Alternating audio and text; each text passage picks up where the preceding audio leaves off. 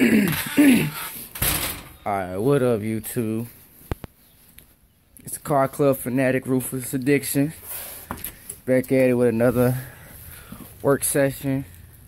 2009 Impala LT 3.5. You know, of course, you know I'm always a Ryan Car Audio. Definitely always a Ryan Car Audio. See the hat right there. So anyways, a couple problems that been happening. Sunday, what's today, the 14th, so that was the 12th, well, the 11th. I went to go start my car. It had a little tough time starting, had to keep turn the key till it started. So I thought, well, maybe it's just my battery. So I had to go get it. Well, I thought went to get my alternator checked to make sure that wasn't the first thing going out. Alternator ran good.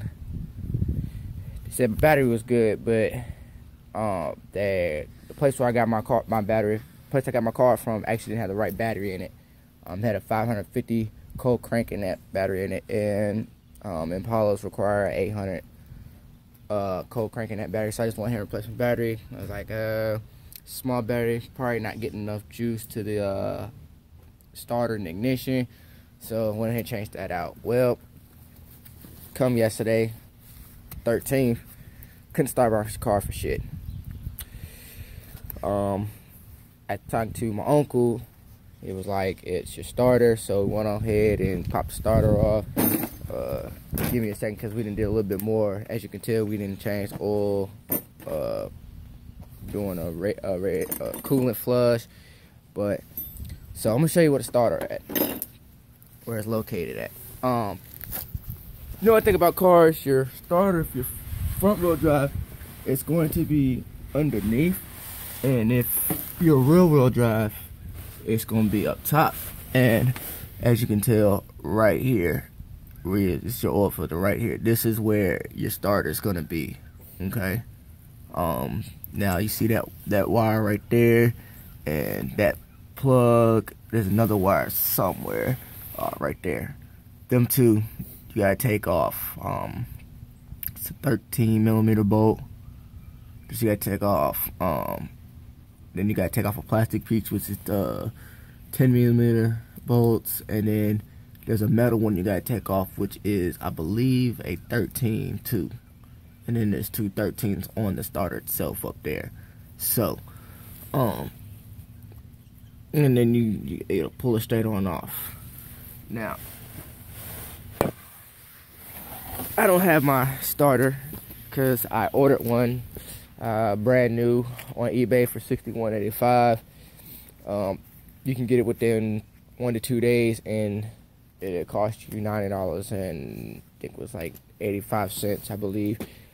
But I'm somewhat in a rush because I gotta be back at work, but I can always get a ride from people. So mine's to be here this Saturday and be put on.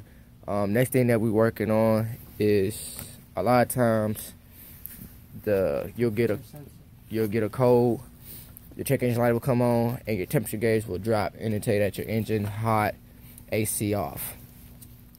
Basically, that is your engine coolant temperature sensor that's going out. Which I don't know if you can see. Try to get in there, but this piece right here is your plug that I'm touching, and then the coolant temperature sensor is right there. A 19mm socket, or well, can't put a socket on it, but a 19mm wrench will get it off. I haven't taken mine off yet. I do have one. Hey man, can you go get that get the coolant temperature sensor? So, but these are 10mm sockets. Take off of this right here. Just take a flathead, unscrew these, and pop this off. It'll come off. You really don't even gotta take the plug off, really. Some people do. There's no need to do all that, honestly. But I'm gonna show you what this little piece look like.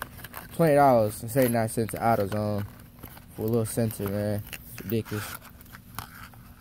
And then at O'Reilly's it's like 21, it's damn near $22, 23. That's what it looked like. So it's pretty much it. Gonna just do a whole complete tune up on this. That radiator flush, brakes, tie rods. Anybody that's got an Impala 06 to I think 2012, you'll notice that your tie rods start going out right around between 135, 140,000 miles.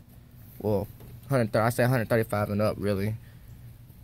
So, but you can order the tie rods off of eBay for $23.15, and you could order your brakes off of there for like 48 bucks, I believe, 48, 50 bucks or something like that.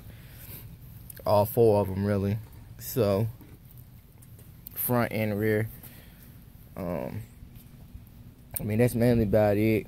I'll do a transmission. I'm gonna do a transmission flush too, so that video come later on.